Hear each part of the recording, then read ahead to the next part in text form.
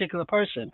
It says during the intake screening, DD, which is the person's name, reported severe depression and auditory hallucinations. He expressed an intention and desire to kill himself and was placed on suicide observation. A psychiatrist evaluated him but didn't order psychiatric care or medication. So again, you got a couple issues. You have the guards who are not mental health professionals, and then you have a psychiatrist here who is a mental health professional, didn't adequately provide the services to this individual. Because it says here, he told him he was going to kill himself, right? The psychiatrist evaluated him, but didn't order any psychiatric care or medication. Okay, instead, he was placed in restrictive housing for protective custody. It says over the next several weeks, this patient reported visual and auditory hallucinations on multiple occasions and was smearing feces in his cell, but there were no changes to his care. So again, let me slow down here. It says during the intake screening, DD, which is this patient, this inmate, reported severe depression and auditory hallucination. He expressed an intention and desire to kill himself and was placed on suicide observation. A psychiatrist came. Remember before we were saying they don't have a lot of psychiatrists, only had one, but in this case the psychiatrist did come and evaluate him, but did not order psychiatric care or medication. So again, as a result of that, he was placed in restrictive housing for protective custody. And then it goes on to say that over the next several years, his mental health, his symptoms, he began to decompensate. Over the next several weeks, he reported visual and auditory hallucinations. That means he actually saw things and began to hear things that were not there. On multiple occasions, and was smearing feces in his cell. People saw this, but there were no changes to his care. After about a month in restrictive housing, he threw himself down the stairs in an apparent suicide attempt. Following this incident, mental health staff placed DD on. Following this incident, mental health staff placed DD on and took him off suicide watch the same day. So after all of this, he finally threw himself down the steps. Okay, they put him on suicide watch and then took him off the same day. It goes on to say a psychiatrist evaluated him after the suicide attempt and prescribed an antipsychotic and anxiety medication. Finally, somebody prescribed him some medication. It went on to say he was intermittently medication compliant in the weeks that followed. 1 month after his suicide attempt, he hung himself in his cell. He left a bizarre and disorganized note and drawings in his cell suggesting he had active psychosis when he killed himself. The officer who completed the last security round before finding DD hanging in his cell did not observe him because DD had covered his window with a blanket. The jail also failed to provide adequate, okay, this is another person. So again, what we're seeing here, this is what's happening to our brothers and sisters who are in jail, okay? They are not getting the support that they need while they're in jail. But as I said before, jails were not designed for individuals who are living with persistent mental illnesses. But I want to read this again because I think it says a lot here. Okay. This is from the Department of Justice report, Fulton County Jail. It talks about DD. During the intake screening, DD reported severe depression and auditory hallucinations. He told them that he was going to kill himself. They placed him on suicide observation. The psychiatrist came out but didn't order any psychiatric care or medication. So there was a delay in services, a delay in treatment. He was placed in restrictive housing for protective custody. But as we read earlier, we know how that worked out, right? That those we read earlier how there's no true 15-minute checks, and they don't have the time really to monitor, to watch. But it goes on to say over the next several weeks he reported. So that means if he reported it, he told somebody. So he reported visual and auditory hallucinations on multiple occasions and was smearing feces in his cell. Remember the word reported. It didn't say observed. And that means said it was reported that he told somebody. So somebody saw this. He reported visual and auditory hallucinations on multiple occasions and was smearing feces in his cell. But there were no changes to his care. This is a person who came in who told you that he was having thoughts of killing himself, but there were no changes to his care. After about a month in restrictive housing, he threw himself down the stairs in an apparent suicide attempt. It was after this that mental health staff finally decided to place him on suicide watch. But get this, they placed him on suicide watch, but took him off the same day. A psychiatrist evaluated him after the suicide attempt and prescribed him some antipsychotic and anxiety medications. It went on to say he was intermittently medication compliant in the weeks that followed. Why did no one follow up with him?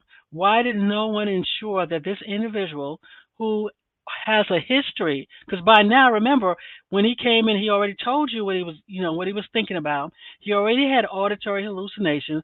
We could see that he was some psychosis, out of touch with reality, and he had a suicide attempt. He was in the care of the jail. Why did no one mental health to evaluate him to ensure that he was taking his medications? For individuals who are not taking medications or that you have concerns about, you can do what's called an IM, right, which you can provide a shot.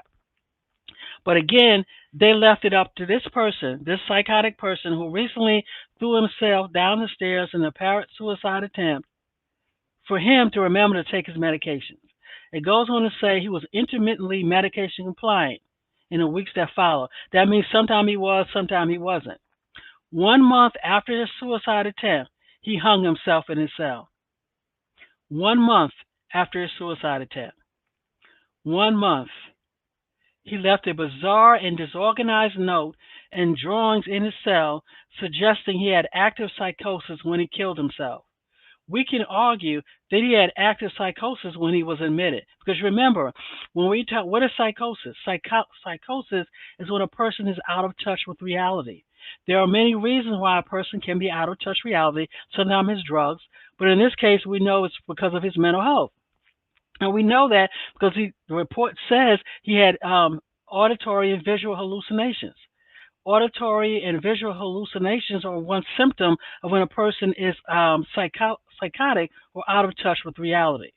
But for 1 month, because see, he reported these things, so they knew this was going on, but there was no change in his care. Okay, the officer who completed the last security round before finding DD hanging in his cell didn't observe him because he had covered his window with a blanket.